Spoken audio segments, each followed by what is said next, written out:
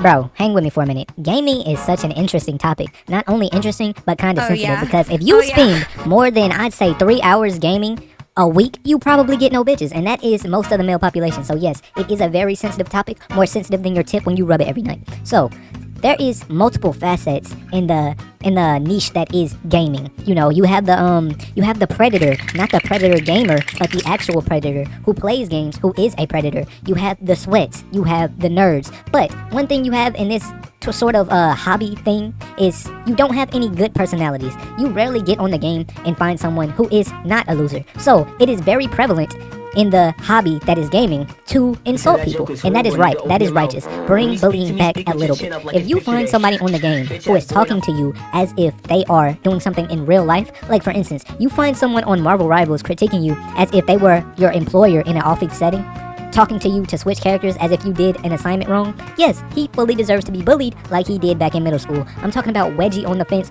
beating his ass on the fence post. He deserves that. So that is where gaming insults come in. And this is a beautiful, bitch, this is beautiful. This was a beautiful invention to start taking people and categorizing them as they are when they thought they could get on the internet and portray themselves as something else. No, you're not going to get on the internet and be a leader. You're a bitch, just like you are in real life. So that's what we're going to be talking about here. Now, how I got into gaming. Obviously, I was kind of one of these niggas too. I grew up and there it was, the gaming console, the first Xbox. I cut that shit on and I knew nothing about online gameplay. I was just playing straight Dragon Ball sagas, right?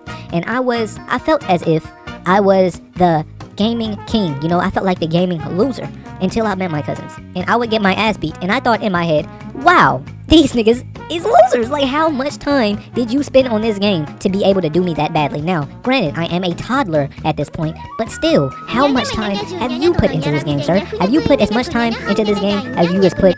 Damn, I can't talk. Have you put as much time into this game as you have put beating your dick, doing your homework, doing your chores, thinking about your future, doing your hair, brushing your teeth, putting on your shoes, picking out the right clothes to look good for the bitches? No, there is no way you did because you were too damn good. And now, I bring this up because there is a group of people even more so disgusting than the cousins who would beat my ass, and that is people online. Now, I would go online when I was about 6th and 6th grade, and I got the appeal of it. I'm not gonna lie. The first time I went online, I stayed up all night playing niggas I didn't know, talking trash to niggas I didn't know. And all these people have one thing in common that they still have in common to this day. They fucking stink, and they treat that shit like it's real life. So, back to what I was saying. This is where gaming insults come into play. This is where they get effective. So, we're going to rank the gaming insults that are effective online against these stinky PU niggas, right? So first, this one isn't an effective one, I'm not gonna lie, but it is one thing that shuts people up, and that includes me. Obviously, you have to try extremely hard not to get triggered if you are if you are the ethnicity that gets called this type of slur, and that is hard R. Now, hard R is a very triggering word, obviously. When you get called hard R, even the softest nigga in the world is going to fight when being called hard R. Why? Because that is leagues above being called a bitch, a pussy. Like, you can get called a bitch and walk away. It's like, okay, like, you're just talking. If someone calls you hard R to your face and you happen to be black, I've not seen that shit happen one time without a fight going down. Because what the fuck? Now, when you get called this shit online, obviously you can't touch the dude, so you're gonna wanna talk trash. And when you talk trash online, you obviously just lost. That is a one-way ticket to getting clowned on, so you cannot do that. That is why this insult is S tier, right? So you have to bite your lip, mute your mic, or come back clever to negate this, you know, this effect, this status ailment. And it is extremely hard. That is why this is the most effective gaming insult to ever be invented. The only caveat is it is only effective against black people. So if you come across a white person online, you cannot say it. Whether you're white, black, you can't call them a nigga. They don't care, right? Next. The next S tier gaming insult on this list is going to be fat ass. Why is that? Well, if you sit home and you play the game all the time and beat your ding-a-ling-a-ling-a-ling, 9 times out of 10, you do not get enough exercise in. Now, you don't get enough exercise in, but you still want to eat, right? If you're playing the game and indulging yourself in video games, then you're probably also indulging yourself in food, right? So, naturally, you're going to gain weight.